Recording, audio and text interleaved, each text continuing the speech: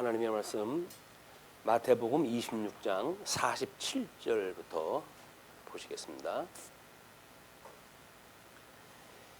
말씀하실 때에 12 중에 하나인 유다가 왔는데 대제사장들과 백성의 장로들에게서 파송된 큰 무리가 칼과 몽치를 가지고 그와 함께 하였더라. 예수를 파는 자가 그들에게 군호를 짜 이르되 내가 입맞추는 자가 그이니 그를 잡으라 한지라. 곧 예수께 나와 랍비여 안녕하시옵니까 하고 입을 맞추니 예수께서 이르시되 친구여 내가 무엇을 하려고 왔는지 행하라 하신대 이에 그들이 나와 예수께 손을 대어 잡는지라. 예수께서 함께 있던 자 중에 하나가 손을 펴 칼을 빼어 대제사장의 종을 쳐 그 귀를 떨어뜨리니 이에 예수께서 이르시되 내 칼을 도로 칼집에 꽂으라. 칼을 가지는 자는 다 칼로 망하느니라. 너는 내가 내 아버지께 구하여 지금 12군단 더 되는 천사를 보내시게 할 수 없는 줄로 아느냐. 내가 만일 그렇게 하면 어떤 일이 있으리라 한 성경이 어떻게 이루어지겠느냐 하시더라. 그때에 예수께서 무리에게 말씀하시되 너희가 강도를 잡는 것 같이 칼과 몽치를 가지고 나를 잡으러 나왔느냐? 내가 날마다 성전에 앉아 가르쳤으되 너희가 나를 잡지 아니하였도다. 그러나 이렇게 되는 것은 다 선지자들의 글을 이루려 함이니라 하시더라. 이에 제자들이 다 예수를 버리고 도망하니라. 오늘은 제물로서 희생이라고 하는 제목으로 우리가 순서를 바꿔가지고 제물로 제사직을 증거하시는 예수 그리스도의 사역을 확인을 갖다 해볼까 합니다. 일단 우리 예수님은 제사직을 감당하려고 한다면 우리 지난 시간에 주보에 나와져 있던 대로 참 어린 양으로 해서 제물로 바쳐져야 되고 뿐만 아니라 참 성전으로 부활이 되어야 되고 참 제사장으로 승천이 되어야 되는 것이 우리 삼직을 이루시는 예수 그리스도의 구약의 언약의 계획이었었고 실체적 성취 사건입니다. 자, 그렇기 때문에 지금 그 일을 이루시기 위해서 제물로 지금 제사직을 증거하는 내용 중에 제물로서 희생되어지는 내용을 우리가 확인하게 되어집니다. 자, 그러면 말씀하실 때에 제자들하고 함께 기도를 끝내고 우리 어두움이 있고 산중에 들어가져 있는 그런 그 지경에서 지금 있는 사건입니다. 12 중에 하나인 유다가 왔는데 대제사장들과 백성의 장로들에게서 파송된 큰 무리가 칼과 몽치를 가지고 그와 함께 하였더라. 하나님을 배역하는 일도 부지런하지 않으면 못해요. 하나님을 배역하는 일도 최선을 다하고 열심히 합니다.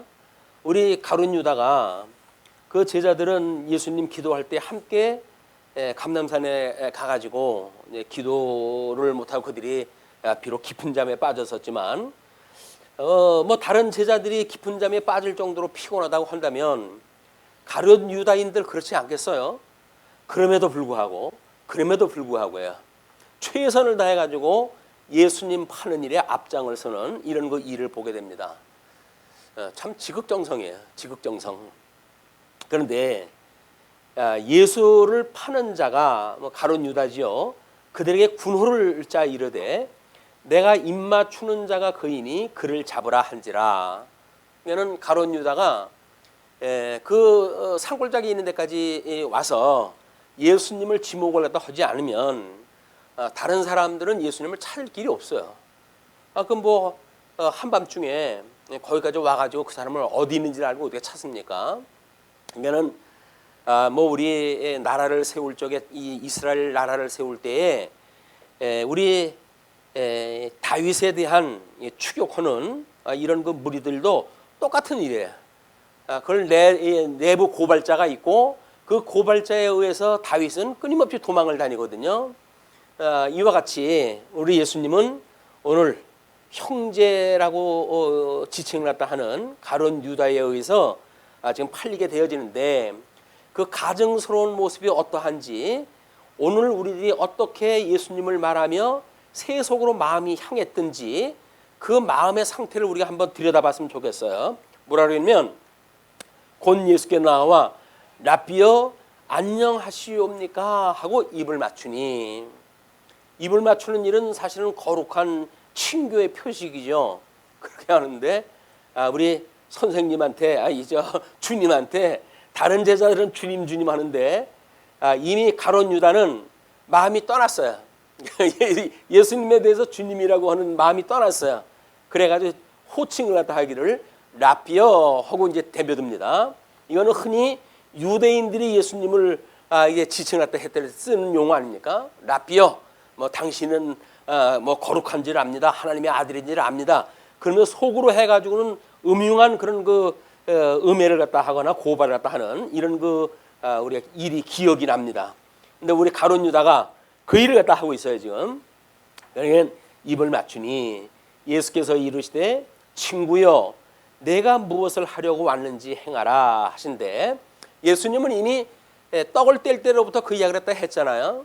우리 초장 그릇에 이 떡을 담는 친구가 나를 팔자라고 이 이야기를 갖다 했는데 우리 가룟 유다는 그때부터 이미 얼굴 두껍기로 소문이 났어요. 그래가지고 나는 아니지요 라고 해가지고 이야기를 했던 가룟 유다의 낯두꺼운 그 얼굴을 우리가 보게 됩니다. 아마 오늘날의 우리들의 모습인지도 모르겠어요. 낯이 얼마나 두꺼운지 하나님을 사랑한다고 하고 주님을 사랑한다고 하고 주님 때문에 내가 새로운 인생을 살아간다고 하지만 새로운 인생을 살아가는 것이 정말 있을까? 그냥 과거에 살던 모습 그대로 살아가는 거예요. 주님을 위해 가지고 주님과 함께 죽었다고 고백했던 거는 세례 받았을 때의 우리들의 고백이었었고 그 위에 살아가는 그런 그 삶은 정말 예수님과 함께 살아가는 삶이 아니라 내 목적을 이루기 위한 나의 삶, 우리의 삶 이런 것이 아닌가 싶어가지고 가룟 유다를 뭐라고 할 것이 없지 않는가 그런 생각이 들어요. 제가 제 주변 머리를 봐도 가룟 유다보다 네가 난 것이 무엇이냐라고 스스로 자문할 수밖에 없는 이런 우리의 입장을 한번 생각을 해보게 됩니다. 자, 근데 예수와 함께 있던 자 중에 하나가 손을 펴 칼을 빼어 대제사장의 종을 쳐 그 귀를 떨어뜨리니, 우리 요한복음에서는 이제 이미 이스라엘이 완전히 망하고 나가지고 이제 기록을 갖다 했기 때문에 이걸 베드로라고 하는 이름을 밝히는데 공관복음이라고 소위 하는 데에서는 이제 이 베드로의 이름을 밝히질 않아요. 왜냐하면 선교를 갖다 해야 되는데 이런 걸로 인해 가지고 표적이 될까 염려스러웠던 이런 기자들의 어떤 그런 배려가 아니었던가 싶어요. 나중에 여기에서는 그런 대명사를 갖다 씁니다.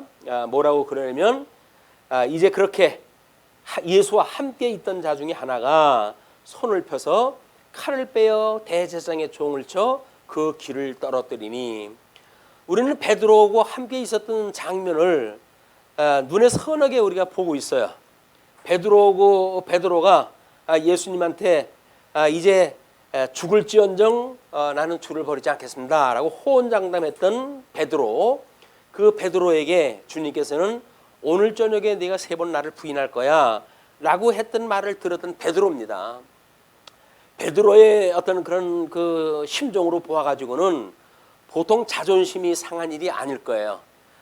남자 중에 남자라고 생각이 들었고 제자 중에 수제자라고 보통 호칭이 되어졌고 그리고 어떤 위기가 있으면 제일 먼저 앞으로 뛰어나갔던 베드로였거든요.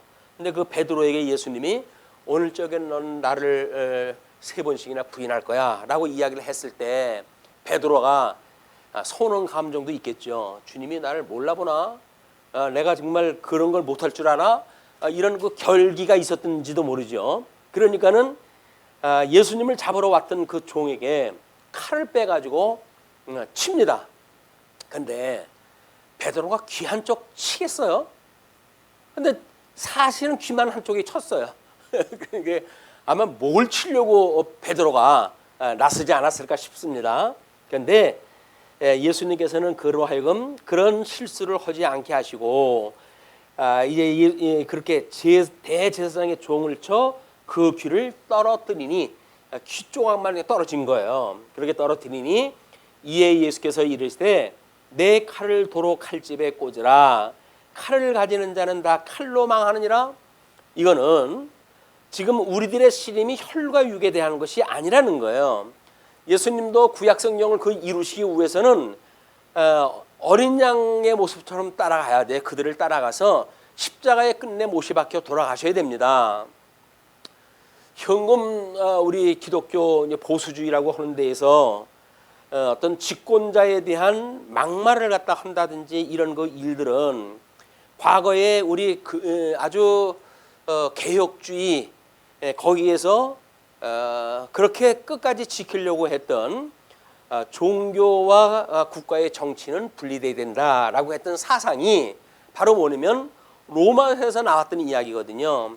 너희는 권세 잡은 자들에게 순복하라 라고 이야기다 해요. 그럼 그 얘기는 뭐냐면 하나님께서 그들을 우리 신앙생활 하는 데에 유익하기 위해서 다 쓴 하나님의 종들이라는 거거든요. 그래야 그들이 군대도 모집을 갖다 하고 그래야 외국에서 쳐들어오는 사람들을 뭐 대항도 해가지고 우리가 안녕한 중에 예수님을 믿는 이런 신앙생활이 가능한 거 아닙니까? 사도 바울은 그때 로마의 치정에 아래에 있었던 그 성도들에게도 순복하라는 거예요. 순복하라는 거예요. 그러면 다른 사람들은 이야기를 할 거야. 뭐 어떤 사람은 뭐 도적을 하는 거는 뭐 다르고 뭐는 다르다고 해가지고 당신네들이 하는 일을 정당화하던데 그렇지는 않습니다. 우리의 씨름은 혈과 육에 대한 것이 아니에요.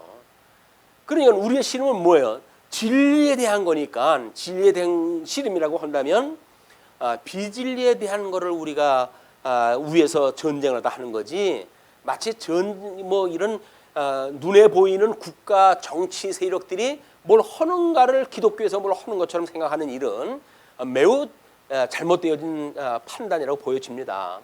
그러면 그렇게 이야기를 하죠. 그럼 당신은 예수 믿지 말라고 그래도 그렇게 할 거요? 당신한테 칼을 겨누고 들어와도 그러면 당신은 그들에게 한글 갖다 하지 않을 거요? 라고 이야기할지 몰라요. 그런데 그들에게 순복하는 일이고 또 우리 주님에게 순복하는 일이라고 한다면 만약에 우리에게 너 예수 믿지 않으면 죽어 라고 우리에게 협박을 해오게 됐을 때 우리는 기꺼이 죽여주세요 라고 이야기를 하는 거예요. 안 죽겠다고 해가지고 칼 맞대가지고 싸우고 그러는 것이 아니라 뭐 당신의 권한에 의해서 죽인다고 그러면 죽여주세요 라고 하는 것이 이 성도들의 삶의 모습이란 말이에요. 왜? 우리가 지향하고 있는 나라는 우리가 가지고 있는 시민권은 하늘에 있는 거지 이 땅에 있는 게 아니잖아요. 그러니까 하나님께서 천지를 지을 때로부터 이제 하나님이 천지를 지으셨을 때 뭐라 그러면 혼돈하고 공허하며 흑암이 깊음 위에 섰다 이렇게 이야기를 해요. 이거 천지를 만들었을 때 원형적인 상태거든요. 이때 이 흑암의 상태를 빛과 어두움으로 하나님께서 나누시게 해요. 이것까지를 보시고 첫째 날이라고 하시고 하나님께서 이거를 보시기에 좋았더라 이야기를 하거든요. 그러니까 어둠도 빛도 일반인 거예요. 하나님 앞에는. 일반이라고 하는 그 이야기는 어둠의 권세가 됐든 빛의 권세가 됐든 하나님의 영광을 드러내는 일이고 이걸로 영원전서부터 작정하셨던 작정을 이루시는 일이고 예정을 이루는 일이시기 때문에 상대적으로 뭐는 나쁘고 뭐는 좋다라고 부르는 그 하나님 입장은 그런 개념이 아니에요. 다만 우리는 하나님께서 이제 아담으로 인해 가지고 이 어두움의 죄인이 돼 가지고 우리가 이 종노릇을 하고 있었던 사람들을 아니까 죄의 종노릇 하고 있던 우리들인데 우리 예수님이 오셔가지고 우리를 구속을 했다 하셨단 말이에요. 그래서 우리를 빛으로 인도했다 하시는 거야. 우리 빛의 세계를 생명의 세계라고 이야기를 하니까 죽었던 우리를 살리셨다라고 하는 고백이란 말이에요. 그러면 예수 그리스도와 함께 사는 성도는 우리는 우리 중생인이라고 하는 그 이야기는 영과 육이라고 하는 두 가지 요소로 되어져 있죠.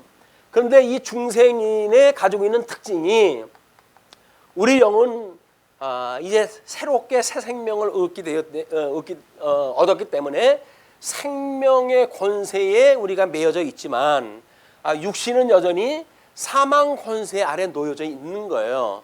그래서 최후 우리 주님 앞에 가는 날 육신의 장막을 벗기 전까지는 어쩔 수 없이 이 요소가 남아져 있어요. 그것이 우리들로 하여금 시험에 들게 하시는 이런 그 일로 작동이 되어지기 때문에 끊임없이 우리가 시험에 들게 하지 마시고 이걸 악에서 구해 주세요라고 하는 것이 성화라고 이렇게 해요. 성화.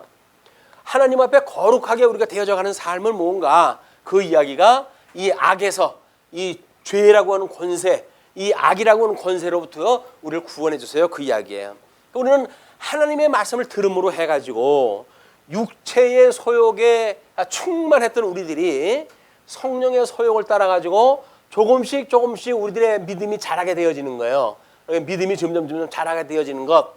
그 믿음이 자라는 것이 우리 성령께서 주시는 은혜의 선물로 되어진단 말이에요. 이게. 그렇기 때문에 육신에 거해져 있어가지고 불가피하게 육체의 소욕을 따라서 짓게 되어지는 일들은 이것이 전부 시험에 들게 하는 요소고 악에 빠지게 되어지는 죄의 요소입니다. 그러니까 우리가 늘 이걸 구원을 빌어야 되는 거야. 예수 그리스도의 대속으로 말미암아, 이런 대속으로 말미암아 죽었던 내가 살아났습니다라고 신앙 고백을 한다면 이것이 우리들에게 일생일대 최고의 기쁨이고 최고의 이것이 이 감사의 조건이고 라고 이야기를 한다면 그 이야기예요. 죽었던 내가 살아났다라고 하는 그것이 우리의 인생에 있어서 최대의 감사와 기쁨이라고 생각이 들게 되면 우리는 신앙생활 딱 했을 때 범사에 감사를 갖다 하고 그리고 항상 기뻐하면서 일을 갖다 하는 거예요. 그리고 쉬지 않고 우리한테 이거로부터 우리를 놓아주세요라고 하는 그거를 쉬지 않고 기도하는 것, 이것이 예수 그리스도 안에서 우리에게 향하신 하나님의 기뻐하신 뜻이란 말이에요. 우리가 왜 감사를 갖다 하고 왜 기도를 갖다 해야 됩니까? 기도를 갖다 하면 뭐를 갖다 기도를 갖다 해야 될까요? 우리가 이렇게 구원받은 것이 너무나 감사하기 때문에 모든 감사의 조건이 기도에 다 들어가는 거예요. 죽었던 나를 살리셨습니다 라고 우리가 압축적으로 설명을 하지만 실질적으로 죽었던 영이 살아났는데, 아니 죽었던 사람을 살려줬는데 그보다 더 큰 우리들한테 은혜가 뭐가 있겠어요. 근데 우리는 중생인으로 살아가다가 하나님의 말씀을 잊어버리게 되면 우리는 중생되어진 거는 당연지사고 그렇게 생각이 들어요. 그리고 육신의 소욕으로 따라가서 여기서 살아가게 되어지는 세속적 모든 가치, 이 세속적 가치를 우리들이 마땅히 이루어질 걸로 생각이 드는 거예요. 그러니까 예수님으로 인해 가지고 새 생명을 얻은 걸로 해서 성도들의 모든 삶의 방향이 바뀌어진 거거든요. 그래서 우리는 그 하나님을 영화롭게 하고 그분만으로 즐거워하는 것이 인생의 본분임에도 불구하고 우리는 아직도 육신에 빠져져 있기 때문에 이 세속적 가치에 우리가 시험에 들게 되어지는 거예요. 그러니까 우리들의 기도할 나머지 기도가 뭐가 있겠어요? 이거로부터 우리를 시험에 들게 하지 마시고 이 악으로부터 우리를 구원해 달라고 하는 것이 우리의 모든 기도인 거예요.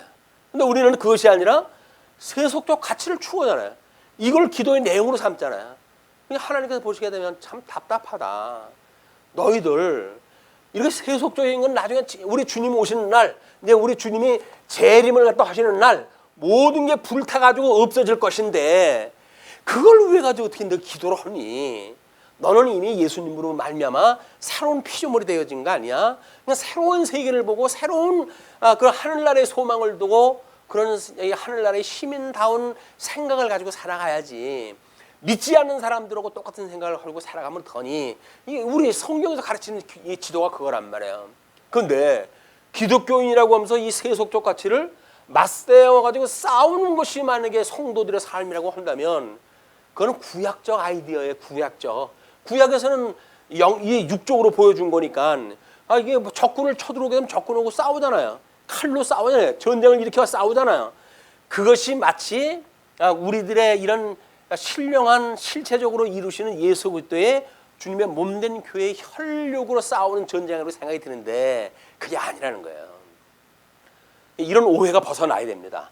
이런 영과 이 육이라고 하는 그런 개념이 무엇인지 이것이 우리들한테 해야 우리가 죽었든 오늘 살리셨든 하나님의 앞에 감사가 어떠한 것인지, 감사의 덕목, 이제 오늘 뭐 추수감사주일로 해가지고 우리 뭐 교동문도 있고 그랬잖아요. 다 감사하잖아요. 다 감사하잖아요. 뭐가 감사해요 그게? 그 사람들이 감사하는데 뭐가 감사해요? 아니 뭐 공감이 가야 아멘을 우리가 화답을 할 거 아닙니까? 근데 교독을 갖다 하면서도 사실은 그 정도가 뭐가 감사지? 그 당연히 그 주셔야 되는 거 아닌가? 우리 하나님 백성인데 그거 당연히 주셔야 되는 거 아닌가? 그렇게 되잖아요.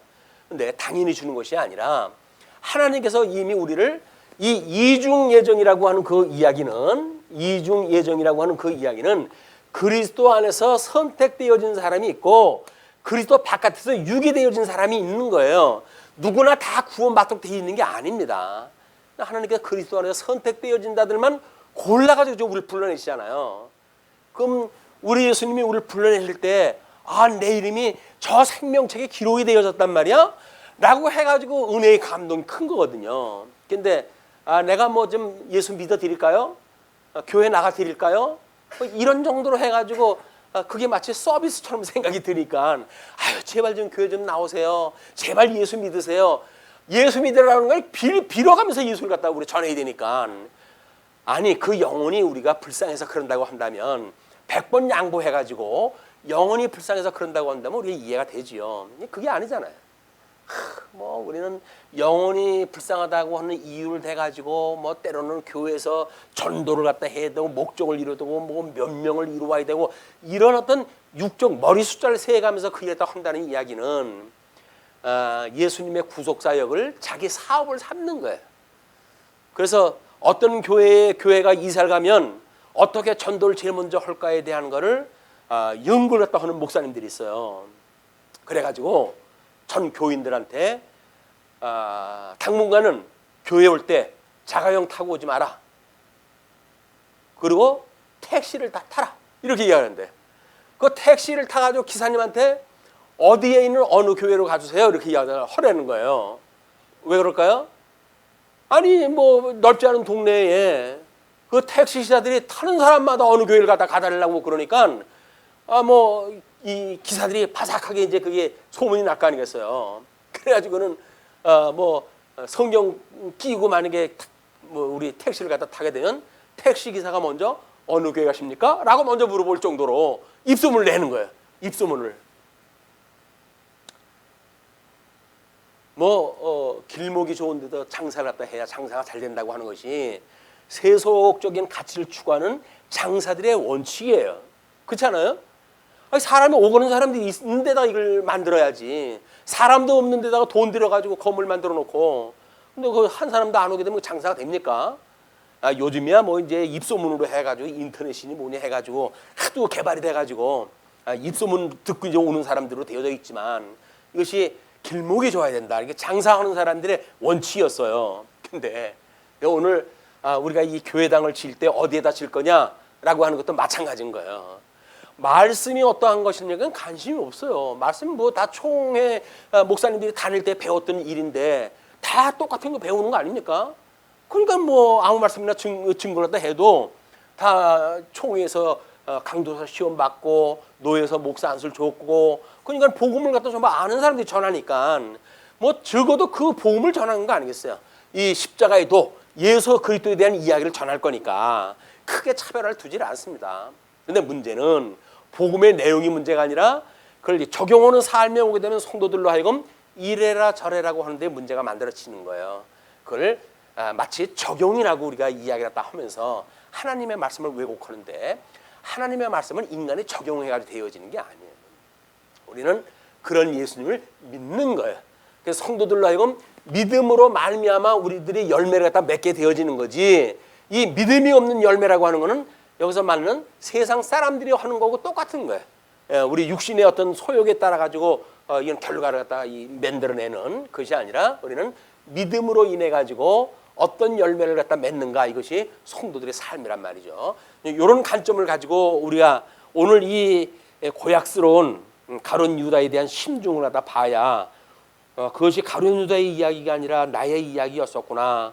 그럼에도 불구하고 우리 주님께서 나를 이렇게 거룩하게 끊임없이 말씀을 듣게 하시고 깨닫게 하시고 그리고 말씀의 길로 주의 길로 우리를 인도해 가시구나 라고는 은혜를 깨달을 수 있을 거라고 보여집니다. 자, 그런데 내가 만일 그렇게 하면 이런 일이 있으리라 한 성경이 어떻게 이루어지겠느냐 하시더라. 우리는 복음서를 이야기하면서 예수님께서 나이가 고난받는 것은 구약 성경의 언약대로 되어지는 일이야.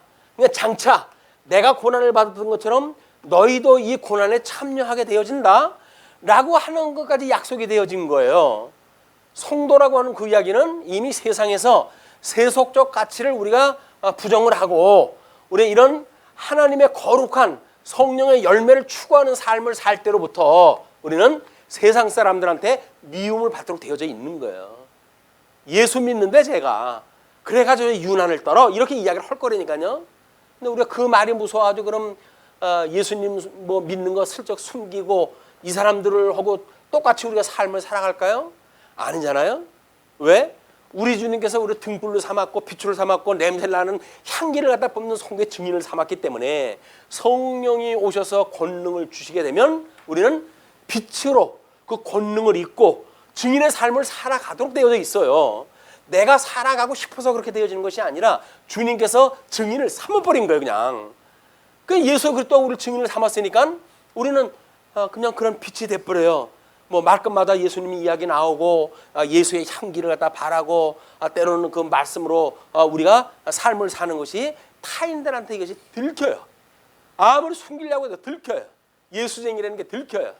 그래서 심한 경우는 우리들한테 피해가 오기도 하고 고난을 당하기도 합니다. 그러나 이제 평화의 시대니까 지금이야 그렇게 흔들 우리를 예수 믿는다고 누가 그렇게 크게 핍박을 하겠어요. 그래도 이 사람들하고 우리가 함께 사는데 어떤 차별되어져 있는 우리의 삶의 모습을 보고 저들이 나를 미워하면 어떨까 하는 것이 염려가 되어지는 거예요. 그래서 우리가 쉽게 나 예수 믿어 얘기를 못하는 거예요. 우리 식당에서 예수님 믿는 사람들이 대부분 식사 기도하잖아요. 주시는 음식 감사함도 기도하잖아요. 그런데 우리는 사방을 둘러보고 사람들이 덜어 있으면 기도 생략 꼭 뭐 하나님께서 우리 기도를 입으로 내가지고 기도를 갖다 해야 들어주시나? 맞아요. 맞아요. 문제는 내가 주님을 믿는 걸 부끄러워했다는 거예요. 그게 그 부끄러웠다는 이야기는 뭐예요? 우리가 이순신 신앙 아닙니까? 그게 내가 예수 믿는 거를 세상 사람들한테 알리지 마라. 아니 뭐 대단한 사람이라고 세상에 알리지 않고 예수님을 믿으려고 그렇게 노심초사하다 합니까? 괜찮아요. 당당하게 예수 믿는 거 설명하는 거 괜찮아요. 아니 축구 선수 뭐 이런 그 육상 선수들도 나름대로 승리를 갖다 하게 되면 그 예수 믿는 표식을 내잖아요. 그런데 한차 이 좋은 말씀 가지고 살아가는 우리들이 예수 믿는 것을 갖다 눈치를 갖다 봐가면서 이렇게 하는 거는 자존심 상하는 일입니다. 우리 예수님이 너 진짜 그럴 거야? 너 진짜 그럴 거야? 너 이제 혼낸다 그러면 이렇게 할 거예요. 우리 가끔 그 신앙 고백을 할 때 우리 어머니가 가난한 보따리 그 장사를 다 하실 때 학교 친구들이 있는데 나를 아는 척하는 것이 그렇게 부끄러울 수가 없었어요. 그걸 고백하는 친구들이 많습니다. 왜? 철이 들고 보니까 그 어머니 덕분에 지가 공부도 하고 먹고 살고 있는데 그런데 그런 부모님이 부끄러운 거예요. 좀 번듯하게 해가지고 옷이라도 좀 뭐 이렇게 다른 사람한테 띄는 옷을 입고 오면 모를까. 옷 입은 것이 남루하기 짝이 없잖아요. 그런 분이 와가지고 그냥 모른 척하고 그냥 지내갔으면 좋겠는데 아무개 하고 불러대니까 어머니가 기쁘고 즐거우니까 부르지요. 얼마나 그것이 귀하게 보이겠어요, 그 아들이. 그런데 그 아들은 숨어요. 다른 친구가 숨어. 자기 안 부른 것처럼 딴 척을 부르고 다른 데로 가버려요. 이게 부모님의 효를 모르는 사람들이듯이 예수님의 은혜, 하나님의 은혜를 모르는 사람들이 예수 믿는 것에 대해 부끄러움을 느낀단 말이에요. 우리 주님이 비록 어린 양의 모습으로 해가지고 힘없이 돌아가셨다고 해가지고 우리가 그분을 부끄럽게 여기실 분으로 생각이 드십니까? 천만의 말씀이에요. 그분은 대주제가 돼가지고 천하 천상 천하 어떤 것도 그분의 고난 속에 이 주권 아래에 있지 않은 게 없어요. 그런 분이에요, 그분이. 근데 그런 분인지를 모르니까 그래서 예수 믿지 않은 척하면서 무슨 이익이 있지 않을까 이렇게 생각이 드는데 그거는 잘못되어진 삶이다. 안 그렇습니다. 예수님 지금 대주제가 돼가지고 어디에 계시다 그랬어요? 하나님 보좌 우편에 여전히 계시면서 우리를 위해 중보기도를 하고 계신 분이다. 그분을 봐야 돼. 우리가 그분을 봐야 돼. 이분이 우리를 온전케 가시는 분이거든요. 이 온전케 가시는 분이 이분이니까 그분을 바라보고 우리가 기도하고 그분의 이름으로 인해 가지고 아버지 앞에 기도하고 또 우리를 갖다 성장을 갖다 원하고 이런 일을 갖다 하는 거예요. 근데 뭐 성령이 오시기 전이니까 베드로가 이렇게 되어진 것도 한껏 이해가 되어집니다. 그러나 우리 이제 가룟 유다에 대한 그런 그 모습을 보니까 그때 예수께서 무리에게 말씀하실 때 너희가 강도를 이제 이건 무리를 향해서 하시는 말씀이에요. 너희가 강도를 잡는 것 같이 칼과 몽치를 가지고 나를 잡으러 나왔느냐. 내가 날마다 성전에 앉아 가르쳤으되 너희가 나를 잡지 아니하였도다. 그러나 이렇게 된 것은 다 선지자들의 글을 이루려 함이니라 하시더라. 그런 말씀을 안 하셨으면 어땠을까? 그 말씀이 마치자 이에 제자들이 다 예수를 버리고 도망하니라. 그것이 성령이 우리 그 주보에 여러 가지 이제 그 예문을 갖다 드렸는데 가룟 유다의 배반에 대한 것을 시편 41편 9절 내가 신뢰하여 내 떡을 나눠 먹던 나의 가까운 친구도 나를 대적하여 그의 발꿈치를 들었나이다. 구약성경 언약되어 거예요. 다 시편의 그 기자가 이야기했던 것이고 뿐만 아니라 이제 그 체포 당하시는 그 장면을 보게 되면 이사야서 53장 7절 그가 곤욕을 당하여 괴로울 때에도 그의 입을 열지 아니하였으며 마치 도수장으로 끌려가는 어린 양과 털 깎는 자 앞에서 잠잠한 양같이 그의 입을 열지 아니하였도다. 내 목자 내짝된 자를 치라. 목자를 치면 양이 흩어지려니와 작은 자들 위에는 내가 내 손을 들이우리라. 목자를 치면 양이 흩어지게끔 되어진다고 약속이 되어져 있어요. 이 구약 성경에. 그러니까 예수님이 그 말씀을 하니까 제자들이 다 흩어져요. 가룟 유다는 성령에 지금 약속되어진 대로 해가지고 예수님을 팔았어요. 제자들은 약속된 대로 예수님 다 두고 도망갔어요. 우리는 어떤 사람이 더 나쁜 사람일까요? 라고 비유를 갖다 하고 싶은 마음이 드는지 몰라요. 왜? 나는 그래도 11제자 쪽에 있으면 좋겠다. 가룟 유다는 아니라고 하더라도 이런 어떤 상대적 평가라도 하는지 모릅니다. 그러나 우리는 너나 할 것 없는 다 죄인이었어요. 죄인. 이제 성령님이 오시기 전에는 우리들에게 인치는 사건이 이루어질 수가 없어요. 우리 하나님의 이 예정하신 것, 성부 하나님의 예정과 성자 하나님의 우리 대구속 사건과 그리고 성령 하나님의 이 성령 하나님의 인치심 이것이 삼위일체 하나님이 해가시는 사역이에요. 그러니까 예수님 믿고 성령이 오시기 전까지는 우리 예수님이 어떠한 분인지 잘 몰라요. 그런데 우리 사도행전에 보니까 예수님이 성령이 임하시게 되면 너희들이 권능을 얻고 예루살렘과 온 유다와 사마리아와 땅끝까지 이르러 나의 증인이 되리라 이렇게 약속을 하시잖아요. 그런대로 성령이 오신 뒤에 베드로 예수님을 갖다가 3번씩이나 부인했던 베드로 180도로 사람이 달라져요. 그래가지고 죽음을 무서워하지 않고 나대가지고 복음을 증거하는 놀라운 역사를 봅니다. 그것이 하나님께 주시는 열매를 맺게 되는 은혜의 선물인데 이 은혜의 선물을 성령의 권능이라고 이렇게 얘기합니다. 권능. 그러니까 우리는 권능을 받은 사람들. 근데 권능이 시험이 안 돼가지고 나한테 어떤 권능이 있지? 이거 잘 모르는 거야. 말씀을 통해서 우리한테 주셨던 권능은 적어도 우리 교회의 직원이라고 한다면 목사라고 한다면 강도권, 우리 장로라고 한다면 치리권, 집사라고 한다면 봉사권 이것이 다 권능이에요. 성령께서 주신 권능. 그걸 가지고 우리가 봉사라는 거예요. 그런 것이 없으면 뭐라 그래요? 아니 자기네들은 좋은 거 하고 나는 나쁜 봉사하는 걸 나보고 하란 말이야? 라고 해야죠. 마치 봉사권이 차등이 있는 것처럼 생각이 드는 거예요. 손해처럼 보이는 거예요. 교회의 모든 직급이 완장으로 보이는 거예요. 이게 다 권능인 걸 모르는 사람들이 나타나는 표란 말이에요. 그게 우리의 하나님이 이게 선물로 주신 거라고 한다면, 우리 구약의 성도들이 이야기했던 것처럼 우리 성전에 우리가 문직이라도 줬사오니, 어느 직이면 어때요? 주님의 집을 지어가는 그 일익을 감당하는 건데, 목사가 강다장에 혼자 이걸 뭐 강론한다고 해야죠. 목사가 잘난 거 아니에요. 그냥 한 부분을 맡고 있는 것 뿐이에요. 그래도 뭐 대표성이 있으니까 지는 그렇게 편하게 이야기할 수 있겠지. 그렇게 이야기하실는지 모르겠으나 그렇게 이야기하시면 오해입니다. 주님께서 주신 권능으로 그 일을 감당하는 것이다. 그런데 이제 그 성경대로 이루어지는 사건을 인해 가지고 57절로부터 이 사건이 바뀌게 되어지는데, 주보에 거기 57절로 75절은 해가지고 빨간 글씨로 표시를 갖다 해드리는 게 있어요. 예수에 관한 장면과 베드로에 관한 장면이 한 번씩 번갈아 나오는 교체 편집 구조로 되어져 있다, 이렇게 했어요. 극적인 게 보이질 않습니까? 이제 우리 1년에 약속한 게 있잖아요. 넌 오늘 닭 울기 전에 나를 3번 부인할 거야 라고 이야기하다 했으니까, 예수님을 3년 동안 따라다닐 때 그런 평가를 들은 적이 없어요.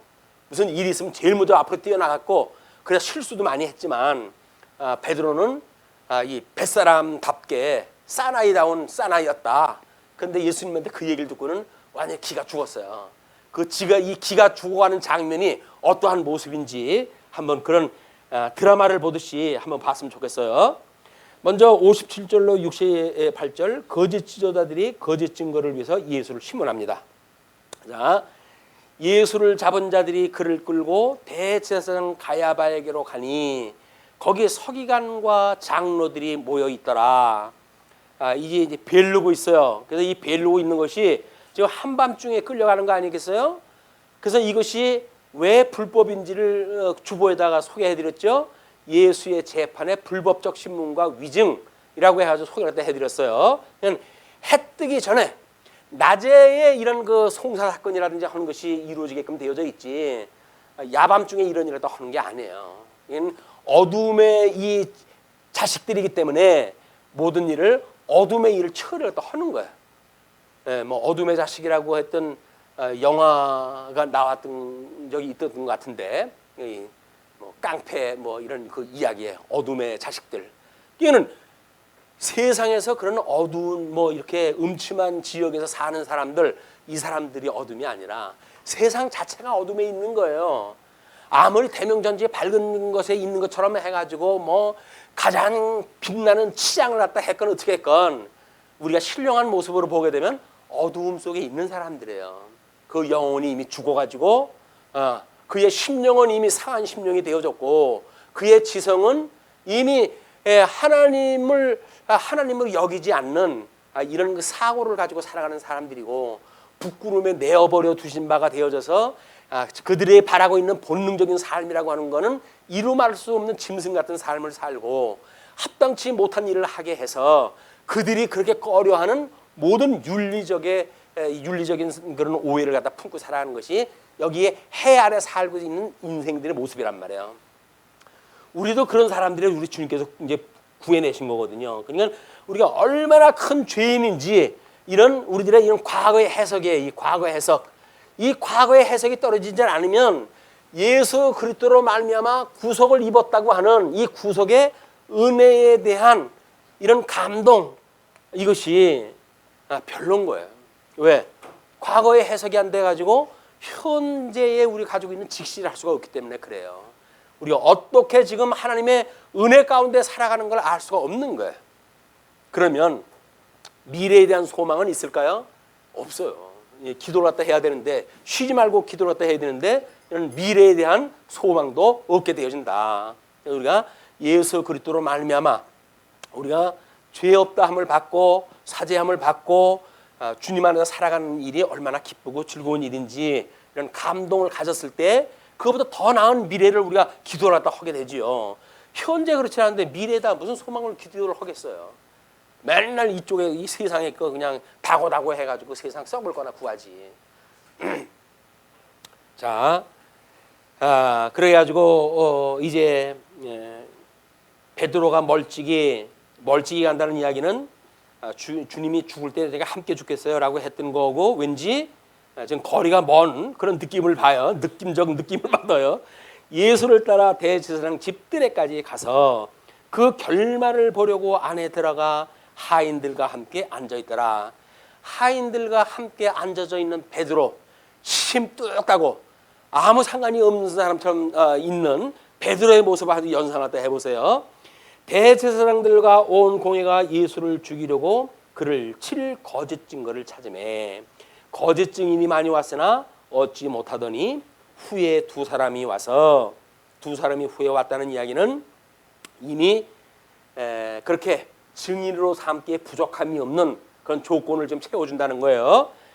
이르되 이 사람의 말이 내가 하나님의 성전을 헐고 사흘 동안에 지울 수 있다 하더라 하니, 요 이야기는 우리가 제2절에서 제단으로 제사 증거를 갖다 했을 때 그 제단을 헐으심으로 증거하고 세우심으로 증거하는 그런 내용을 여기서 미리 언지를 갖다 주고 있어요.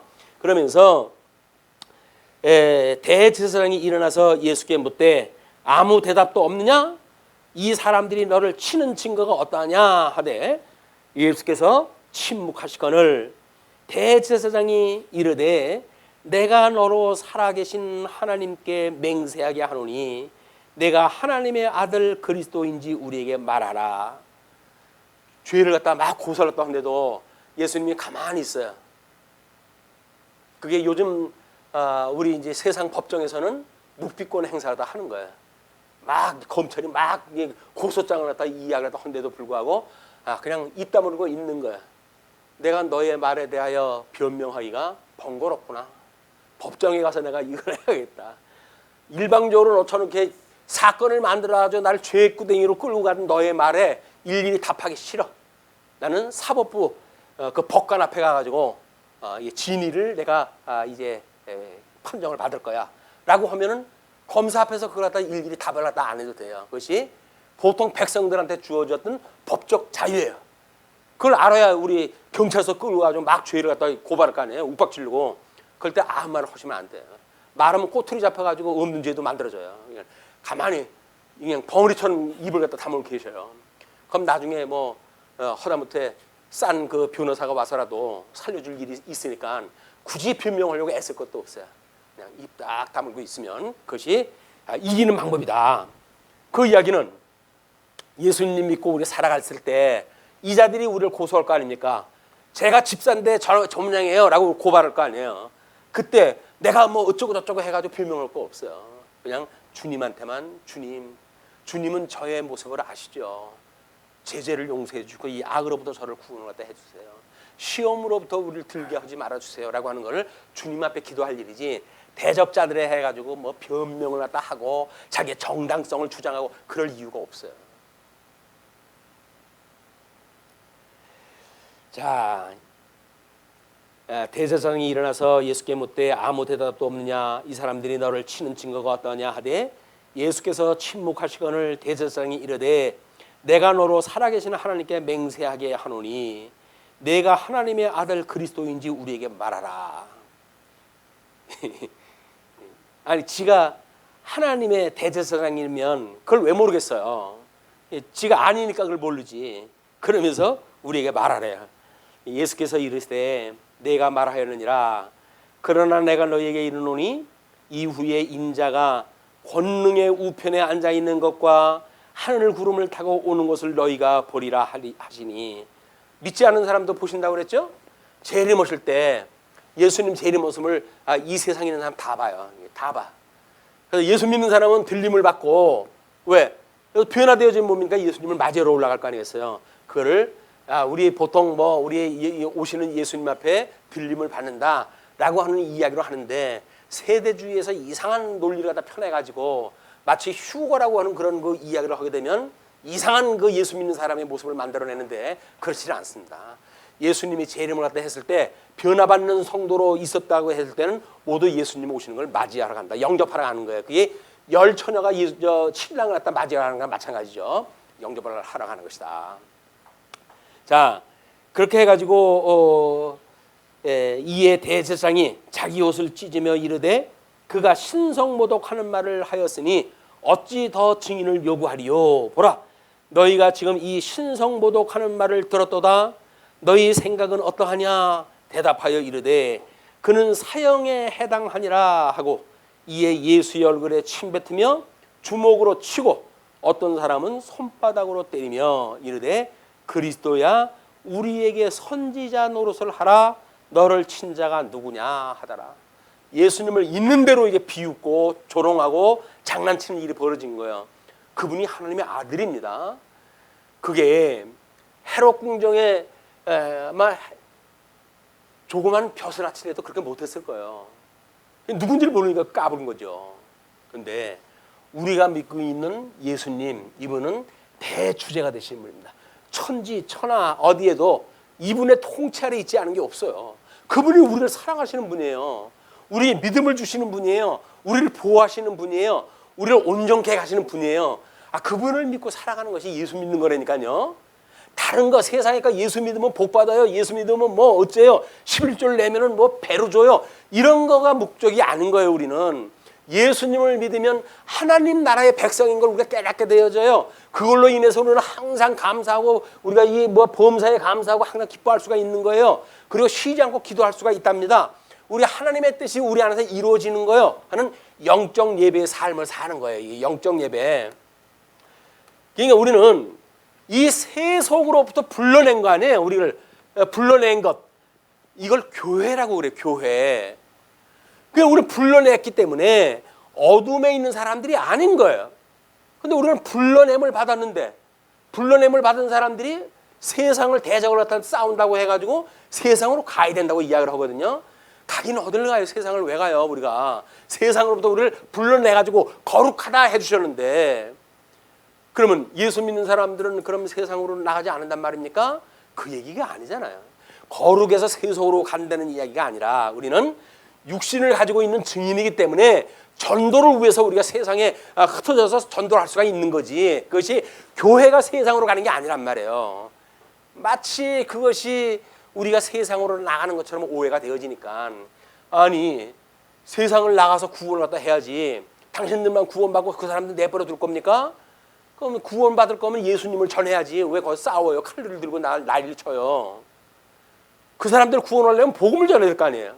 내가 복음으로 듣고 해야지 구원받았죠? 그럼 난 구원을 갖다 받으려면 복음을 증거를 갖다 해야지. 내가 칼로 해가지고 구원 얻었습니까? 주먹으로 해가지고 구원 얻었나요? 아니잖아요. 행위로 인해가지고 구원받았습니까? 아니잖아요. 아무것도 한 일이 없는데 우리 주님이 구원해 주셨어요. 그냥 우리는 그 은혜를 전하는 거예요. 내가 아무것도 한 바가 없는데 우리 주님이 우리에게 믿음을 줘가지고 구원 얻어 해주셨습니다 라고 하는 것이 복음을 전하는 일이란 말이에요. 그거를 전하러 우리가 세상을 가는 거지 뭘 주먹질을 하러 세상을 갑니까? 자, 그러니까 이제 69절로부터 75절까지 베드로가 예수의 예고대로 예수를 모른다고 부인하는 사건이 소개가 되죠. 베드로가 바깥들에 앉았더니 한 여종이 나와 이르되 너도 갈릴리 사람 예수와 함께 있었도다 하거늘. 여기서 한 여종이라고 하는데 우리가 좀 중점을 가지고 베드로의 신세를 갖다 비교해 봤으면 좋겠어요. 베드로가 모든 사람 앞에서 부인하여 이르되 나는 내가 무슨 말을 하는지 알지 못하겠노라. 이 구질구질한 모습을 보십시오. 이 목구멍이 포도청이라고 살아야 된다고 생각이 들어가지고 여종이 그렇게 이야기를 하니까 모든 사람 앞에서 부정하는 그런 그 모습이야말로 이게 인간의 힘으로는 되지 않는 거다라고 하는 걸 보이는 역설적 사건입니다. 앞문까지 나아가니 다른 여종이 그를 보고 거기 있는 사람들에게 말하되 이 사람은 나사렛 예수와 함께 있었도다 하매 베드로가 맹세까지 해요. 또 부인하여 이르되 나는 그 사람을 알지 못하노라 하더라. 조금 후에 곁에 섰던 사람들이 나와 베드로에게 이르되 너도 진실로 그 도당이라 내 말소리가 너를 표명한다 하거늘 갈릴리 사투를 쓰고 있거든요. 그러니까는 갈릴리촌로 맞네라고 이야기가 나온 거죠. 그러니까 그가 저주하며 맹세하여 이르되 나는 그 사람을 알지 못하노라 하니 곧 닭이 울더라. 그 순간에 닭이 우는 거예요. 예수님의 그 말씀을 이루시는 사건이. 이에 베드로가 예수의 말씀에 닭 울기 전에 내가 3번 나를 부인하리라 하심이 생각나서 밖에 나가서 심히 통곡하니라. 그 사나이가 얼마나 참 자기 신세가 한스럽겠어요. 내가 주님 앞에 죽기까지 하겠다고 큰 소리를 했는데 이게 조금 작은 여종한테도 비난을 갖다 하고 부정을 갖다 하게 되어지고 그리고 심지어 이렇게까지 되어졌는데 그때 막 끝나자마자 달리기 딱 우는 순간에 주님이 하셨던 말씀이 기억이 나는 거예요. 아, 내가 하지 못할 얘기를 했구나. 인간이 뭘 할 수 있다고 생각이 됐던 오만한 이야기를 주님 앞에 했구나. 주님께서 그거를 나한테 교훈을 갖다 해주시는 거로구나. 내가 하는 것이 아니라 내가 너를 부인하는 거야. 네가 먼저 나를 찾은 것이 아니라 내가 너를 먼저 구원하러 가는 거야 라고 하는 걸 보여주시는 것이 복음의 역사란 말이에요. 우리가 예수님 먼저 쫓아가가지고 구원받은 거 아니에요. 우리는 아무것도 한 것도 없고 근데 우리 주님께서 우리를 거저 불러가지고 예수님 믿는 백성을 삼아주셨어요. 이게 놀라운 은혜 아닙니까? 공짜로 주는 그 은혜를 우리가 받았는데 죽었던 우리를 살려주셨는데 그걸로 인해서 세상 살아갈 만한 이유가 있는 거 아니겠어요? 예수 믿으면서 증인으로 살아가는 어떤 그런 보람이 있을 만한 거 아니겠어요? 그것이 예수 믿는 거예요. 예수 믿는 거. 예수 믿는 게 다른 거 아니다. 성경책 옆에다 끼고 괜히 거룩한 척 해봤자 소용이 없어요.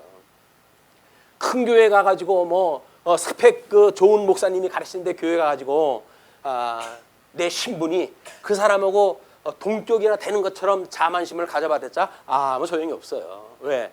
스펙으로 해도 예수님 믿는 게 아니거든요. 세상의 권세로 예수님 믿는 게 아니거든요. 돈으로도 안 돼요. 힘으로도 안 돼요. 유치부 아이들이 들어가면 배우는 노래가 그 노래예요. 예, 돈으로도 안 돼요. 힘으로도 안 돼요. 또 뭘 또 안 돼요? 예. 우리 예수님의 그 말씀으로만 은혜로만 구원에 받을 수가 있는데 하나님께서 값없이 우리를 구원하다 해주셨다. 그 구원의 감동을 가지시고 오늘 우리 성찬식을 가졌으면 좋겠습니다. 오늘은 성찬식이 있어서 말씀을 줄이죠. 기도하시겠습니다.